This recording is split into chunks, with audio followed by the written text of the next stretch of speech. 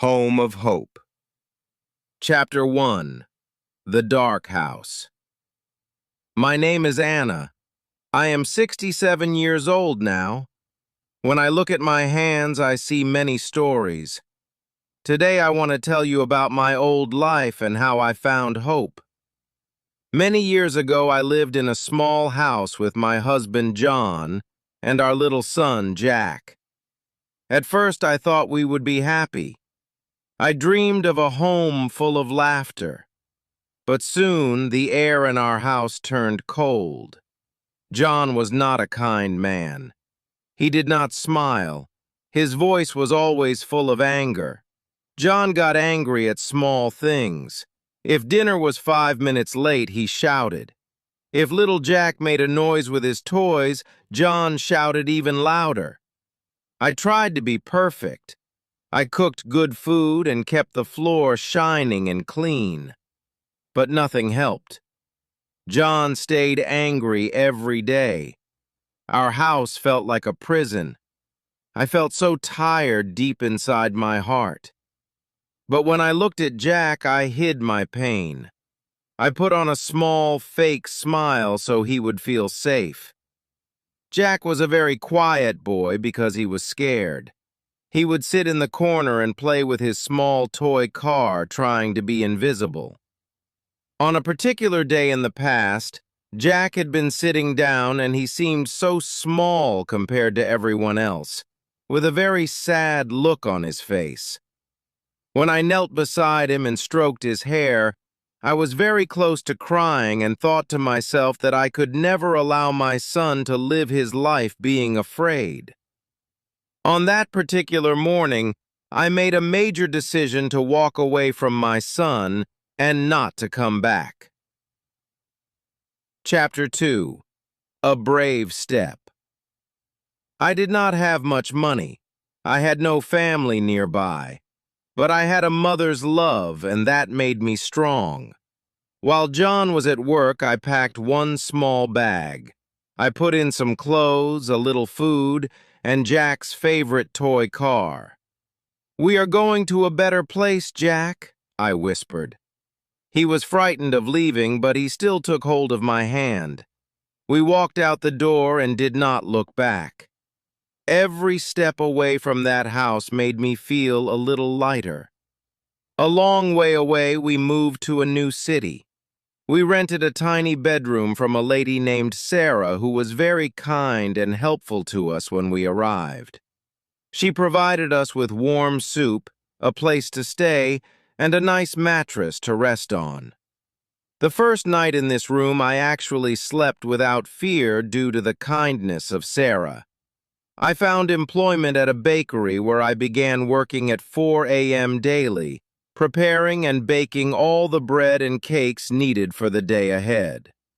My feet were sore and my hands tired, but I never complained because every single penny that I made, I saved so that one day I could purchase things for Jack. I didn't need new dresses. I only wanted to see Jack smile. Slowly, Jack changed. He started school. At first, he sat alone, but the teachers were kind. Soon, he had friends. He started to laugh loudly. That sound was better than any music to me. Chapter 3. Building a Dream. Sarah told me, "Anna, you are a brave woman."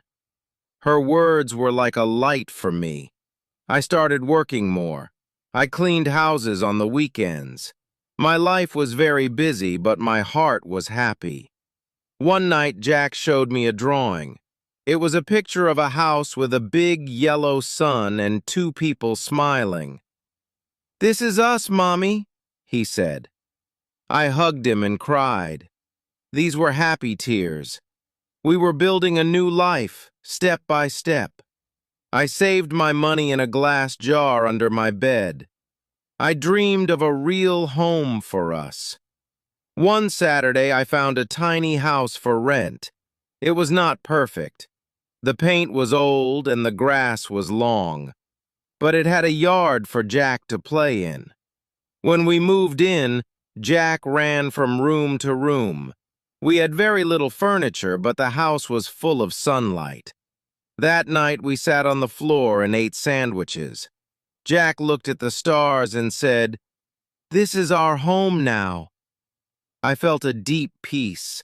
We finally had a home of hope. Chapter 4. A Life of Light. Years passed. I stayed at the bakery and learned how to bake beautiful cakes. The owner, Mr. David, saw my hard work and gave me a better job. I even started taking classes at night to learn about business. We even got a dog named Alex. Watching Jack run in the yard with Alex made all the hard years worth it. Jack grew into a kind and intelligent young man, and at one point in his life, he entered a school contest to write a short story about a hero. And in that story, he chose to write about me. He wrote, "My mother is a hero because she chose to be brave when things were dark." The story may be about Jack's life, but it was about storms. However, I learned that we always have the chance to begin again, to leave the darkness and find the light. It is never too late to be courageous and become a peaceful person again. Today, our story is no longer a sad one. It is now a story of love. Love is the strongest thing we have in the world. Thank you for listening. Your support means a lot. Please subscribe, like, and share if you want more stories. You are always welcome on this channel.